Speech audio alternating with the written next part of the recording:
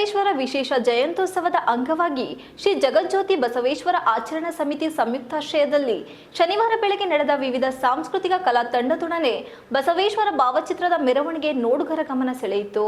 ಮೊದಲು ನಗರದ ಅರಳಿಪೇಟೆ ರಸ್ತೆ ಶ್ರೀ ಬಸವೇಶ್ವರ ದೇವಸ್ಥಾನದಲ್ಲಿ ಶ್ರೀ ಜವೇನಹಳ್ಳಿ ಮಠದ ಶ್ರೀ ಸಂಗಮೇಶ್ವರ ಸ್ವಾಮೀಜಿ, ಸೀಗಿನಾಡು ಮಳೆಮಲ್ಲೇಶ್ವರ ಬೆಟ್ಟದ ಶ್ರೀ ನಂದೀಶ್ವರ ಶಿವಾಚಾರ್ಯ ಮಹಾಸ್ವಾಮೀಜಿ, ತಣ್ಣೀರುಹಳ್ಳ ಮಠದ ಶ್ರೀ ವಿಜಯಕುಮಾರ ಸ್ವಾಮೀಜಿ, ಎಸಲೂರು ತೆಂಕಲಗೂಡು ಬೃಹನ್ಮಠದ ಶ್ರೀ ಚನ್ನಸಿದ್ದೇಶ್ವರ ಶಿವಾಚಾರ್ಯ ಮಹಾಸ್ವಾಮೀಜಿ ಅವರು ದೇವಸ್ಥಾನದಲ್ಲಿ ವಿಶೇಷ ಪೂಜೆ ಸಲ್ಲಿಸಿದರು. ನಂತರ ಬೆಳ್ಳಿ ರಥದಲ್ಲಿ ಇಡಲಾಗಿದ್ದ ಶ್ರೀ ಬಸವೇಶ್ವರರ ಭಾವಚಿತ್ರಕ್ಕೆ ಸ್ವಾಮೀಜಿಗಳು ಹಾಗೂ ಸಮಾಜದ ಮುಖಂಡರು ಪುಷ್ಪಾರ್ಚನೆ ನೆರವೇರಿಸಿ ಮೆರವಣಿಗೆಗೆ ಚಾಲನೆ ನೀಡಿದರು. ಈ ವೇಳೆ ಮೆರವಣಿಗೆಯಲ್ಲಿ ನಾದಸ್ವರ, ನಂದಿಧ್ವಜ, ಚಂಡೆವಾದ್ಯ, ವೀರಗಾಸೆ, ಗೊಂಬೆ ಬಳಗ, ಡಿಜೆ, ನಾಸಿಕ್ ಡೋಲು, ಕೀಲುಕುದುರೆ, ಶ್ರೀಕೃಷ್ಣ, ರುಕ್ಮಿಣಿ, ರಾಧೆಯರ ಕುಣಿತ ಸೇರಿದಂತೆ ವಿವಿಧ ಕಲಾ ತಂಡಗಳು ಭಾಗವಹಿಸಿ ಮೆರುಗು ನೀಡಿತು.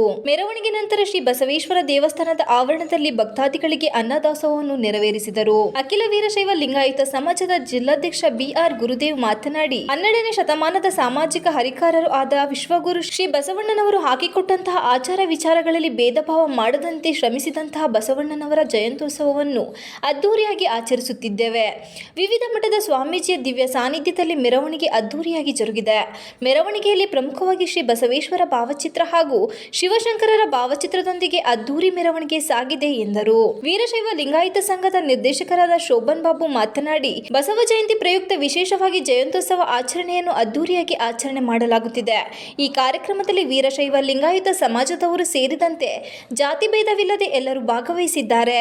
ಈ ಅದ್ದೂರಿ ಕಾರ್ಯಕ್ರಮವು ಜಾತ್ರೆ ತರಹ ನಡೆಯುತ್ತಿದೆ ಎಂದು ಹೇಳಿದರು. ಮೆರವಣಿಗೆಯಲ್ಲಿ ವೀರಶೈವ ಲಿಂಗಾಯತ ಸಮಾಜದ ಮುಖಂಡರುಗಳು ಸಂಗಮ್, ಹೇಮೇಶ್, ಸಂಘದ ಉಪಾಧ್ಯಕ್ಷ ಕಿರಣ್ ಕುಮಾರ್, ಮಾಜಿ ನಿರ್ದೇಶಕ ಲೋಕೇಶ್, ಮದನ್, ಮುಖಂಡರಾದ ಹೇಮಂತ್, ಅಖಿಲ ಭಾರತ ವೀರಶೈವ ಲಿಂಗಾಯತ ತಾಲೂಕು ಅಧ್ಯಕ್ಷ ಕಟಾಯ ಶಿವಕುಮಾರ್, ಮಯೂರಿ, ರೋಹಿತ್, ವಸಂತ್ ಕುಮಾರ್, ಎಚ್ಎನ್ ನಾಗೇಶ್, ಯುಎಸ್ ಬಸವರಾಜ್, ವಕೀಲೆ ಗಿರಿಜಾಂಬಿಕೆ, ಕೀರ್ತಿ ಕುಮಾರ್, ದೊಡ್ಡೇಗೌಡ, ಜಿಒ ಮಹಂತಪ್ಪ, ಮಹಾಂತೇಶ್ ಸೇರಿದಂತೆ ಇತರರು ಉಪಸ್ಥಿತರಿದ್ದರು.